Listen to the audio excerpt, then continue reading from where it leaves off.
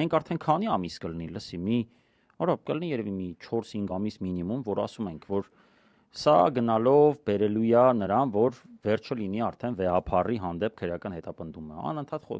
ով մեզ հետևում է գիտի, անընդհատ խոսել ենք սրա մասին, որ եթե կան մարդիկ, որոնք մտածում են դե լավ ձեն չհանենք, չսրենք, որ ինքն էլ տենց այնտեղ չգրգռվի, որովհետև գիտենք, իր